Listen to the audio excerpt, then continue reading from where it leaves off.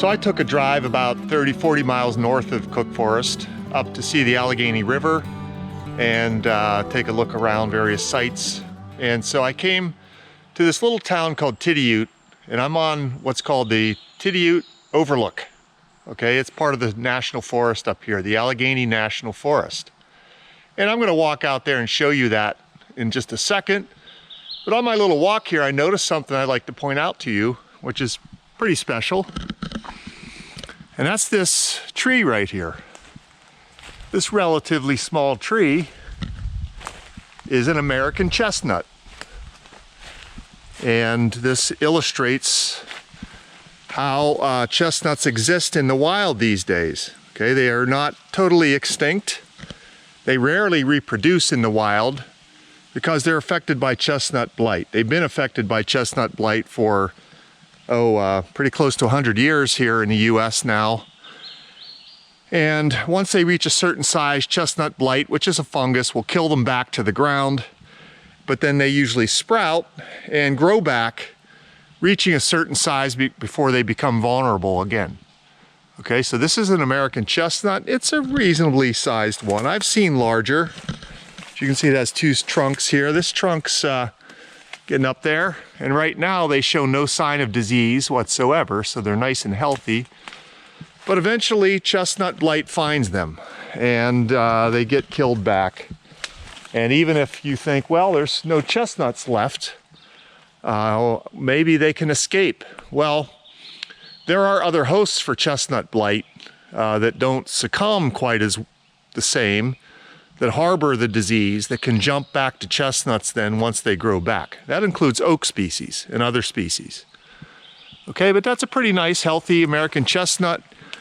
You identify that by its long canoe-shaped leaves. Okay, it's smooth on the underside by the shape and size of the color of the buds. And basically the spines at the edges, margins of the leaves have a slight curve to them. Okay, so that's your classic American chestnut leaf right there. All right, now let's walk out to this little overlook and see what that looks like.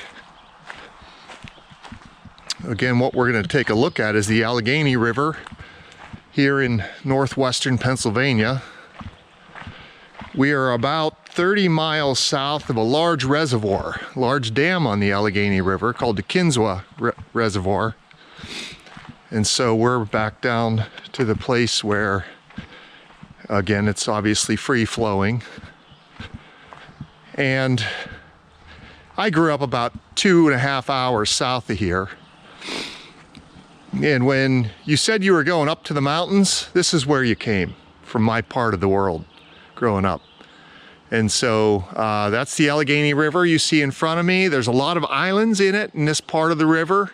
So right out in front of us here, it's dissected. You know, there's a big island right in the center. There's two branches that go around it. And we're just above the town of Tidioute, okay, named after it's a French name. And so that's the Allegheny River. People in my area would come up here to fish and hunt. You know, this river's full of bass and muskies and perch and walleyes and things like that. And so that's the Allegheny River. As I was walking out here, I noticed that there was a nice red-tailed hawk, and from this perch I was looking down at it as it flew, but I don't see it at the moment. Okay, so let's take a little walk over to the next overlook. There's supposed to be a little overlook to overlook the town as well, just to see how that looks. Okay, in this spot we have our hemlocks and mostly hemlocks and oaks through here. Looks like red oaks primarily. Interestingly, not chestnut oaks like I'd expect right here.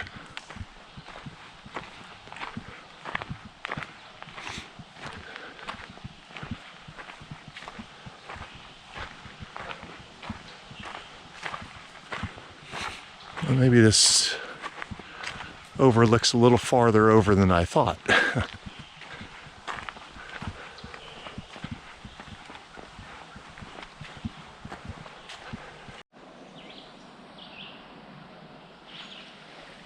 All right, and this little overlook, we are overlooking part of the town of Tidioute. Now, I've mentioned this town 2-3 times now, so what's significant about it?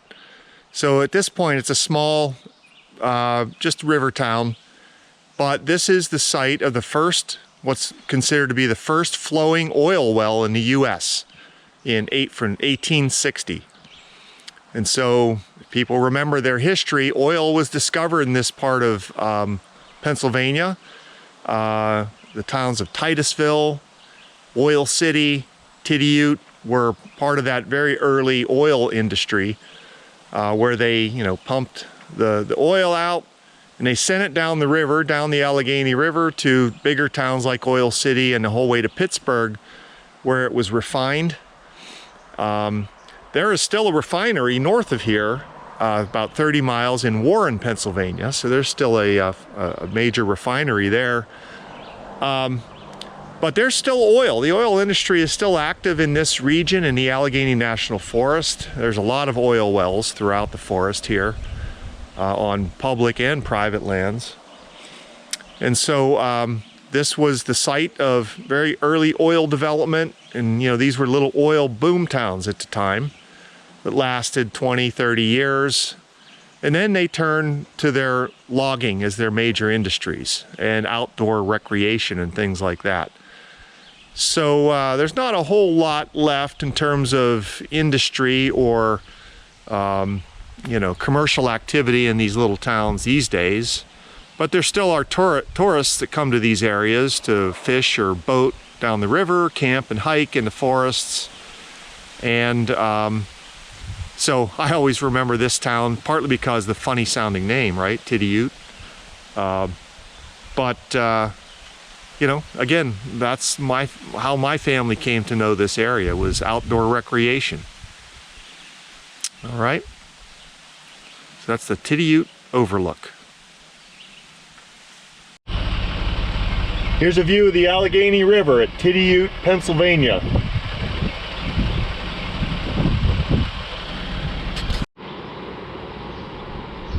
I took a little ride north of Cook Forest up to see the Allegheny River near the little river towns of Tionesta and Tidioute.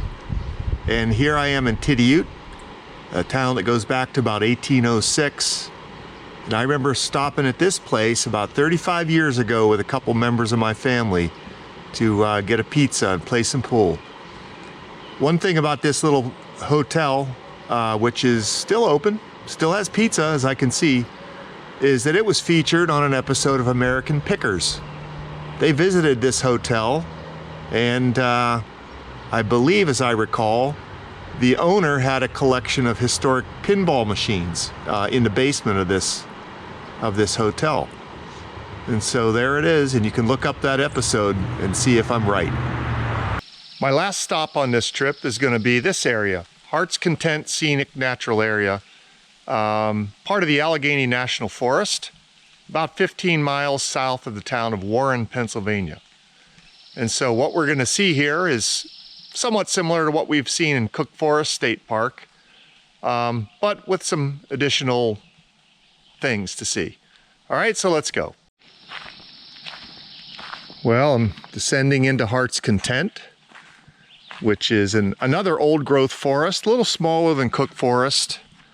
Here's some interpretive signage, okay, about white pines and hemlocks, of course. So let's go see if we can find some big trees.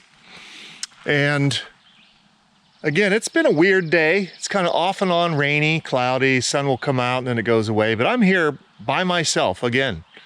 And so that's kind of fun. So I think we're just going to take the short loop here. There's a couple loops you can take. This is a much smaller area than Cook Forest. It is a registered natural landmark as of 1977, and a study site for a lot of research that I'm aware of, including by Dr. Jim Runkle, Professor Emeritus at Wright State University, where I teach. I know this was one of his study sites about hemlocks and other trees in this area. So this one's for Jim. One thing about this site is that it's flatter. It's more of a flatter spot. It doesn't have that valley topography. So the trees, I don't think, are as tall here in Heart's Content as they are in Cook Forest. And there tends to be some a little bit more hemlock domination here. Here's a really large hemlock in front of us with a red squirrel climbing it. That's a nice specimen. Probably a little bit thicker than the ones I saw in Cook Forest. Here's another big one as well, but not nearly as tall. And it's a kind of a overall lower forest, as you can see. It's a dark, kind of a dark day. So we'll just continue on here and see what we see. Like in Cook Forest, I've measured a number of the trees in this forest in the past. They all sort of top out around 48 inches at the biggest in diameter. So here's a nice healthy hemlock in that size range, just to give you an up-close look at it, with a very healthy crown at this point. I know this forest, this area has been devastated by the hemlock woolly adelgid, and again, I know they've treated a number of trees in this forest as well. And so they seem to be pretty healthy right now. The young trees are healthy that I'm seeing. So let's hope that they can hang on. That insect does get knocked back by cold winters. I talked about this in some previous episodes, that its northward expansion, and here we're in somewhat northern Pennsylvania, is impeded by cold winters. It tends to knock them back. So let's hope these things benefit from that, and as well as the occasional treatment that I believe happens here. So, and there's some other big trees in here as well. I'm seeing sugar maples that are quite large. There's a big hemlock over there. I see that some of these trees are marked. I can see markings, and I would assume those are ones that have been prioritized for treatment. And so, but I'll check into that. The tree behind me, as I recall, is one of the larger trees you'll encounter here at Heart's Content. This happens to be a white pine. Really nice shape. Can't remember the exact dimensions. I do have my tape, but you know, they're all pretty similar. But that's probably about the biggest. I can't get near the canopy of it. But that's a nice, beautiful specimen of a white pine. Again, these trees, I didn't talk so much about their ages, but these trees are probably in the 300-year-old age range. Again, this is a flatter forest. They're not as tall. Here's another big white pine, although this one is dead. Okay, that one in front of us, which is marked, happens to be dead. It's full of woodpecker holes. So it'll continue to provide habitat for things as long as it stands, and even after it falls, but it is dead. Really nice forest. This is a very easy walk here. Pretty flat, really gently sloping. There's a really hefty hemlock over there to my left. Oh yeah, here's a nice one. Again, this one's dead. You certainly encounter plenty of dead big trees in these forests, which is unfortunate, but again, it happens. All right, so there's one. It's really been mined out by woodpeckers and other things. Yeah, here's kind of a grouping of dead trees. Okay, we call those standing dead snags. Those are snags. And the presence of those snags is an indicator of old growth forest conditions. And there should be a mixture of young trees, mid and old trees, as well as dead trees, standing or on the ground. Here's a really beautiful curving white pine. I know it's going to be obscured, but as it hits the sky, it really curves. It's way over there to my right, about 50 feet.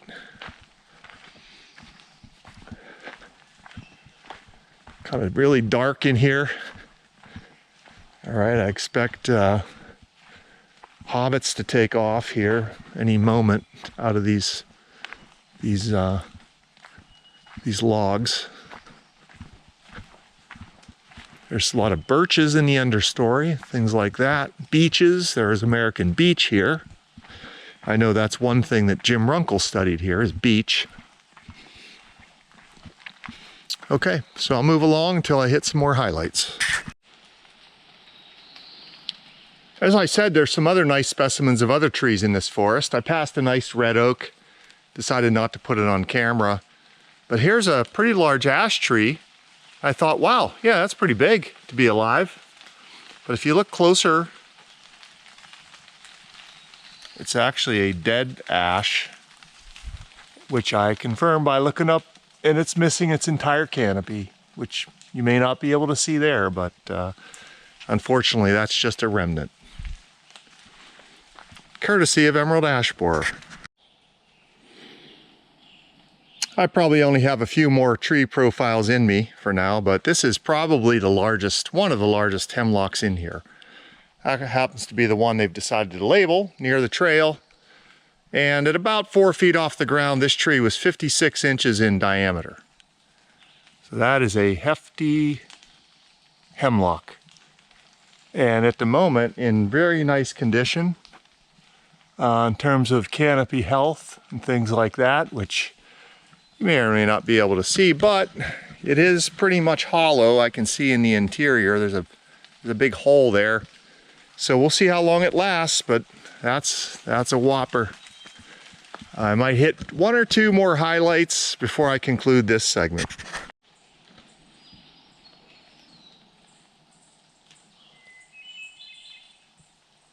This is for the wood thrush in the background.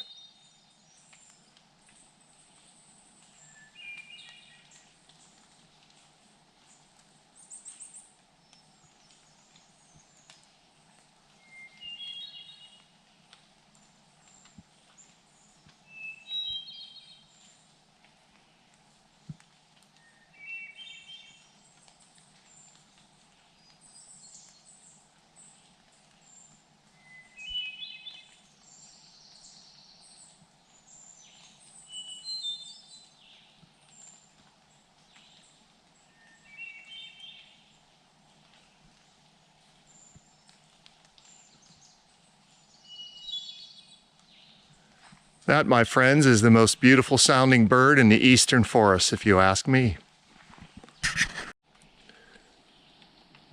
This plaque that you see along the long trail, which I decided to take, is dedicated to the Wheeler and Duesenberries, who were timber barons in western New York and Pennsylvania, and they donated part of the land here, 20 acres, to help form Heart's Content scenic area. Okay, so thanks to them for doing that, preserving this in perpetuity as far as I know, and giving a little bit back from what they were able to extract from this land. Okay, onward. One piece of not so fun news here is this tree. This is a beech tree, American beech, that by the looks of that bark is succumbing to something called beech bark disease, which has been throughout New York, in northern Pennsylvania, and into northeastern Ohio a little bit. But this is a tree that is still alive. You can see here it's dropping branches. It has a very weak canopy up there at this point and showing lots of dieback. And I assume it's not long for the world succumbing to beech bark disease, one of the scourges that's taking out American beeches.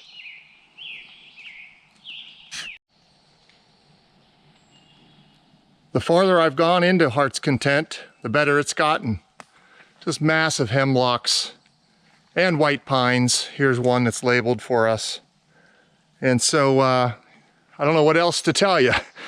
Amazing trees. There's a large black cherry over there, 30 feet to my right. I could go on and on for a day about this place, as well as Cook Forest. But I think what I'll do is conclude this in the woods.